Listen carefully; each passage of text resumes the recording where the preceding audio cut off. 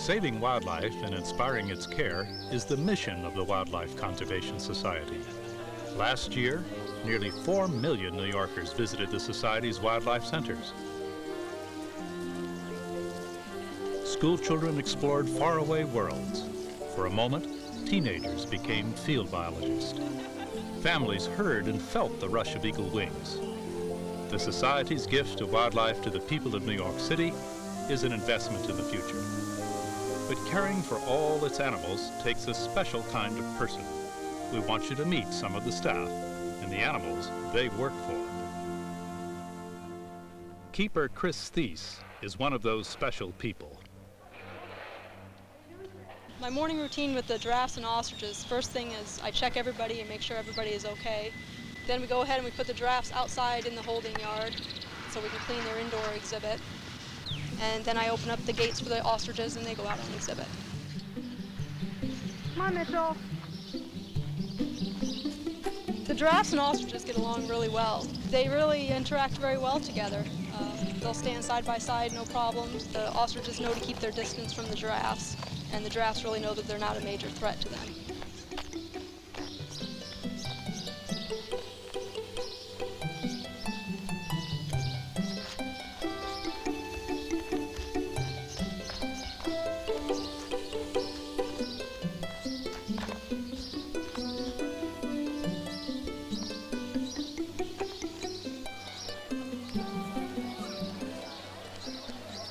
Close to 5 million visitors have thronged to the Central Park Wildlife Center since it opened in 1988.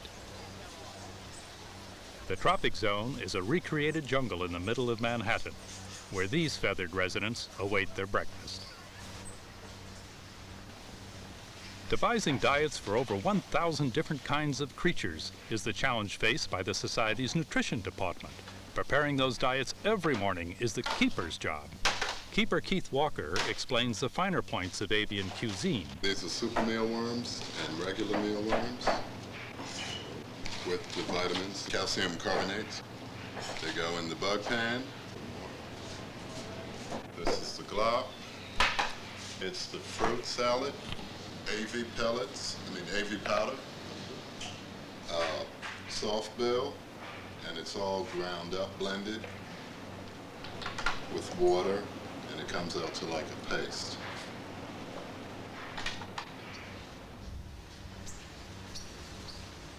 They know what time I'm coming out. They know what time they get fed. And they'll meet me in the trees, and some will sit on the lianas and perch around. We try to take the census every morning to see which birds are coming down, whether birds are molting, any problem perching, or any problem flying. And that's done every day.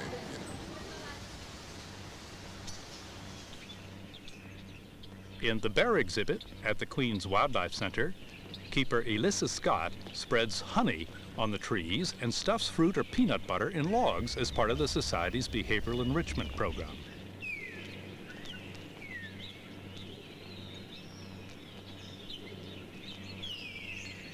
By hiding treats throughout the exhibit, providing trees to climb, waterfalls to bathe in, and logs to roll on, we are encouraging animals to express their natural behaviors.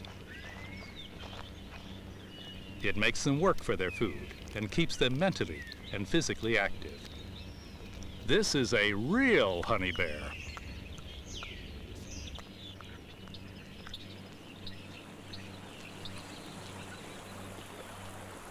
The newest of the Society's New York institutions, the Prospect Park Wildlife Center, is a hive of activity. Families, school children, keepers, meerkats. These mongoose cousins from southern Africa are overwhelmingly industrious. Keeper Alan Alder explains. One of the harder jobs of dealing with them in the morning is returning their exhibit to what it should be like, or a semblance of what it should be like. Now, we have several large logs, and the meerkats will dig and tunnel all day and end up that the logs are always buried every morning, so we have to dig them out, and then they just go about it, spend the rest of the day burying the log again, just for us to go and dig it up again in the morning.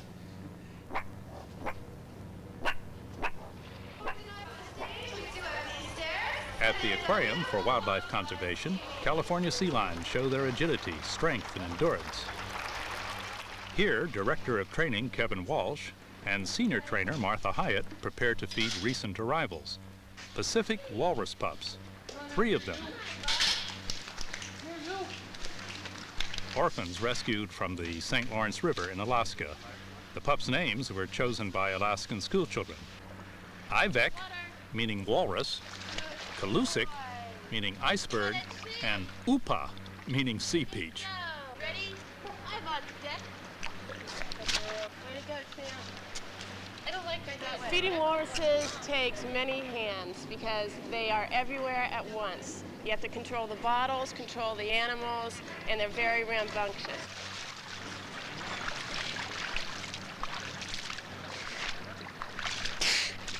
Okay, back at you, back at you. Spin around. Back in the Bronx, in Wild Asia, is a red panda and its baby. The cub was not getting enough nutrients from its mother, so keeper Lorraine Hershonik stepped in. I think she sees me as a food source. We're fortunate here in that she is with her parents, so she knows she's a panda. She'll grow up to be a mommy panda herself and have her own babies. Being a zookeeper is difficult, it's hard work, but it's very rewarding. We have special things like this happen, get to hand raise a beautiful little animal. Last year, we raised even more famous babies of famous parents. 3-day-old gorillas held by Dr. Robert Cook. The rare twins are offspring of Patty Cake of the Bronx and Timmy, a visitor from Cleveland. They had their 6-month checkup with senior veterinarians Dr. Bonnie Raphael and Dr. Paul Kelly. Thanks to round-the-clock care by expert staff, the babies are now 8 months old and walking, using their tiny fists for support. At the aquarium once again, Martha Hyatt works with a promising beluga whale. Staff monitored this expectant mother-to-be, Marina, for several weeks before her delivery. The aquarium's belugas have produced 4 calves since 1991, an impressive record. Anxious staff attending Marina's 16-hour labor were rewarded with a clear view of the baby's tail just before the 4 a.m. delivery.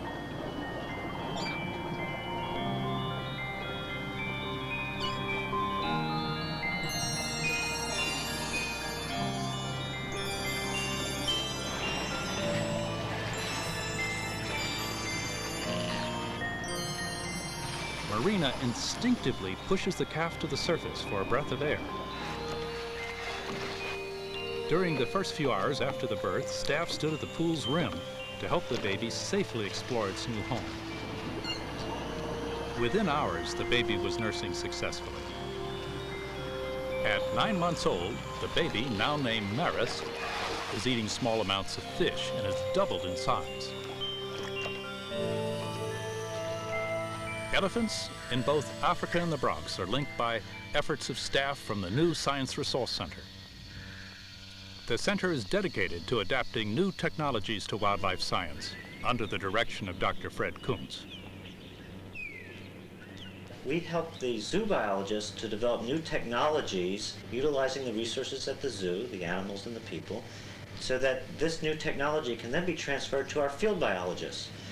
We tested the satellite collar on one of the zoo elephants. We got the antenna just right, the collar fit very well, and then once we were very confident that the satellite was getting the signal, we then turned the collar over to Dr. Karish. The final test is to get the collar out in the field and on an elephant working. So we were able to arrange with our field biologist in Cameroon and also in Zaire to test the collar actually on elephants and ultimately to start collecting data. We immobilize an elephant with a tranquilizer drug. During the process, we give the animal a complete physical exam to make sure it's healthy, take blood samples for further laboratory tests, and then put on the satellite collar. We give it an antidote or a reversing drug, and the animal gets up, and then we just collect the data from the satellite. Sometimes it is not always that simple. As we see from Dr. Karish's home video footage, some animals do not take kindly to strangers in their territory, even if they are Wildlife Conservation Society staff.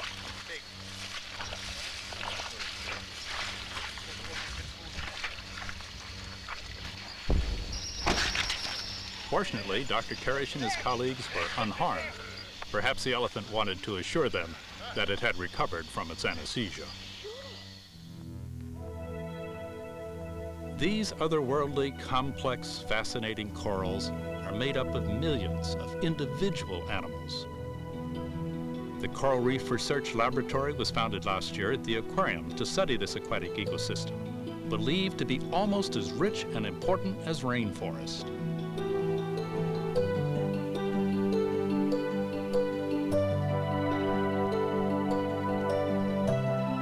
Dr. Dennis Thoney tests water quality and monitors growth patterns of the animals that make up the coral reef. He quantifies the effect of pollution and other environmental factors on the health of the coral. What is learned here in New York may someday benefit Society fieldwork currently underway in Kenya, the Red Sea, and the Society's new field station on Middle Key in the Belize Barrier Reef. Scientific studies in New York may also help the future of one of our most famous flagship species. Our snow leopards were the focus of a collaboration with the National Zoo in Washington. Society veterinarian Dr. Bonnie Raphael has been working with Drs. Barbara Wolf and Terry Roth in the first attempt to artificially inseminate snow leopards. Can you tell me what you're doing? Yeah, what we've done is we've just combined all the semen samples that we got, and we centrifuged them to really wash the sperm. And then we pulled off all the supernatant, and it leaves us with a nice little sperm pellet. And that sperm pellet then we dilute back out in the culture medium so that we can use this to inseminate the females with. It is the dire circumstances of this endangered species that suggest such high-tech investigations. Okay, so here's the ovary and all these little things. To succeed, much more needs to be learned about the reproductive system of this big cat. The struggle to save an endangered species goes on, here in New York and in the highest reaches of Mongolia.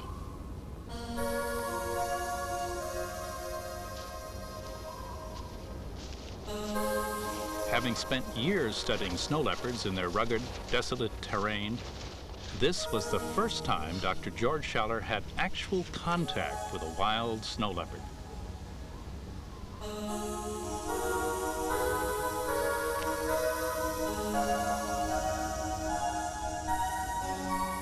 The animal is tranquilized, measured, then fitted with a radio collar. We would prefer not to interrupt the leopard's life, but this is the most reliable way to determine the needs and movements of this shy, elusive creature. Collar's good and loose, but not so loose it can get it off. Oh, you know. We have much to learn about its routine and individual range. Let's get a bit closer. Just as important as the scientific data is the education of the people who can make a difference. Working with local people helps to involve them in the snow leopard's fight to survive, something all who love wild creatures have a stake in.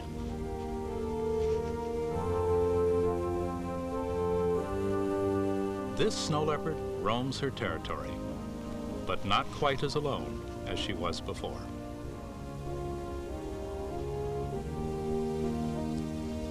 Why does the Wildlife Conservation Society staff work so hard to save wildlife?